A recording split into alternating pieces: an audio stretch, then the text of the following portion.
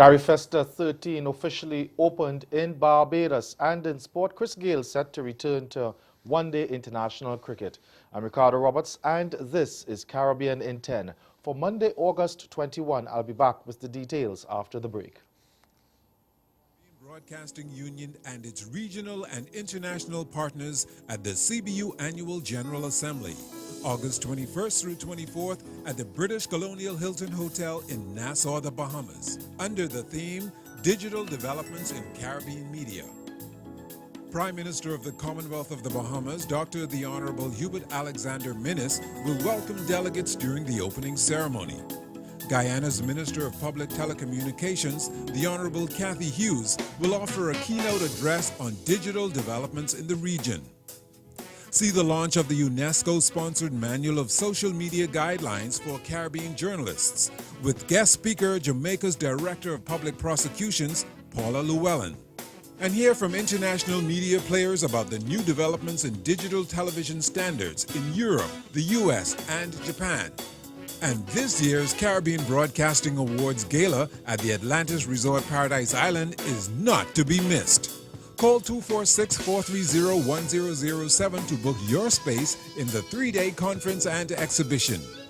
Don't miss the CBU 48th Assembly at the British Colonial Hilton Hotel in Nassau from August 21st through 24th. Discounts on flights to the assembly on the official airline, Caribbean Airlines.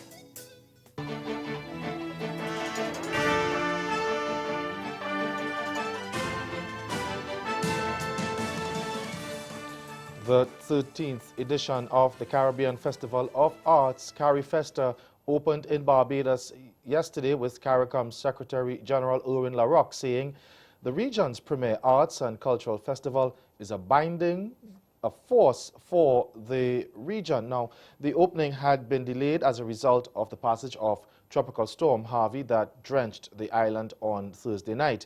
Despite the initial disappointment, the organizers said Barbados, which is hosting the event for the second time since 1981, will produce a festival to rival previous ones. The Secretary General said there is much store for the cultural sector, including some $2.6 million for establishing the Cultural Creative Industries Innovative Fund, which will assist the public and private sectors in member states with seed funding for medium, small and micro enterprises in the sector. And host Minister of Culture, Youth and Sport, Stephen Lashley, used the opportunity to call on the contingents work even harder for regional integration. He urged the gathering to rededicate themselves to dreams of their forefathers, to the dreams of United Caribbean, politically, economically, and socially. 4 Haitian nationals were killed during an incident at an overcrowded prison in the Dominican Republic. A statement from the Office of the Prosecutor General notes that about 10 detainees had assaulted and killed the 4 Haitians who had been on charges ranging from theft to rape. It happened during a clash in the overcrowded penitentiary of Victoria, known as the most dangerous prison in Santo Domingo, which houses more than 8,000 inmates. The statement said that, based on preliminary information, it appears that the attackers were trying to get one of the Haitians to disclose where he had concealed several $100,000 pesos that he allegedly stole from 2 Chinese citizens in Santo Domingo.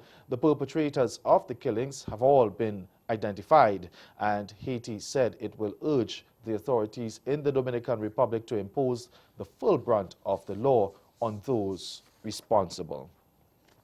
Caribbean residents are being warned to take preventative measures to avoid blindness as they prepare to witness a rare partial solar eclipse later today. The warning comes from Dr. Patrick Martin, the former Chief Medical Officer in St. Kitts and Nevis. He's urging people to protect their eyesight by not staring at the sun, not even for a second. The partial eclipse will start around 2:20 p.m. today. It will last for 2.5 hours. Dr. Martin also warns that sun radiation causes temporary or permanent injury ranging from blurred vision to cataracts to dark spots on the retina. The Caribbean Public Health Agency, CARPHA, has confirmed outbreaks of conjunctivitis, commonly referred to as red eye or pink eye, in several countries in the region.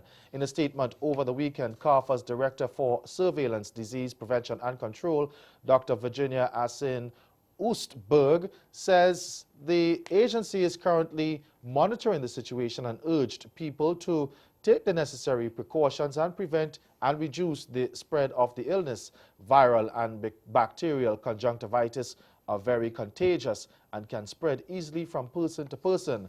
According to CARFA, eye symptoms can include redness, irritation, itchiness, production of the excessive tears, clear or yellow discharge that may make the eyelids stick together, especially on mornings, and swelling of the eyelids. The health agency advised the public to practice good hygiene, including avoiding close contact with those who have symptoms, keeping unwashed hands away from the face and eyes, and washing hands often with soap and warm water, or using an alcohol-based hand sanitizer.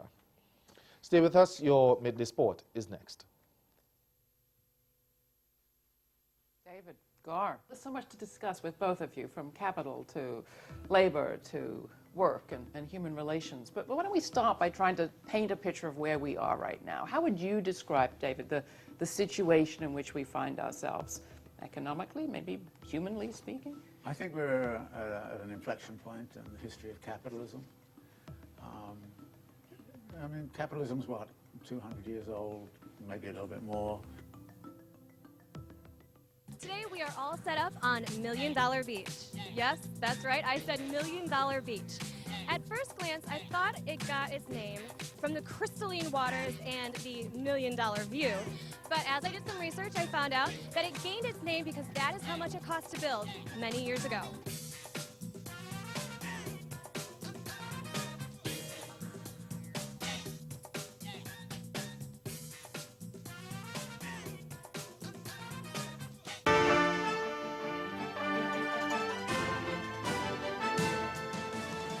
Talismanic opener Chris GAYLE is poised to play his first one-day international in 29 months after being named today in a 15-man squad for the 5-match tour of England next month.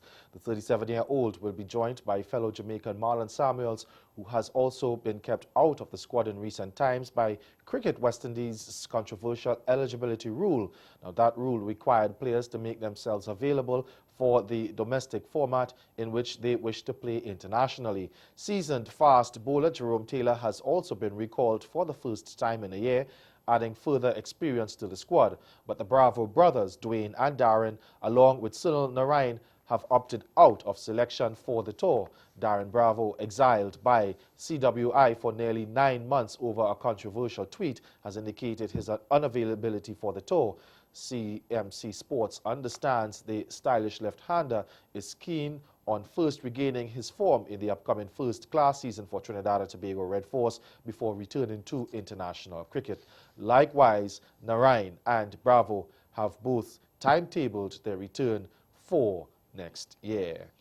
And meanwhile, under fire, West Indies captain Jason Holder has urged his players not to lose confidence despite their embarrassing innings defeat inside 3 days in the day-night test opening. That's the opening test at Edgbaston. The Caribbean side was rolled over twice on Saturday's day 3, losing 19 wickets to plummet to an innings and 209-run loss and fall behind 1-0 in the test series. That's Caribbean in 10. Join us again at 6:30 for more news and sport. Good afternoon.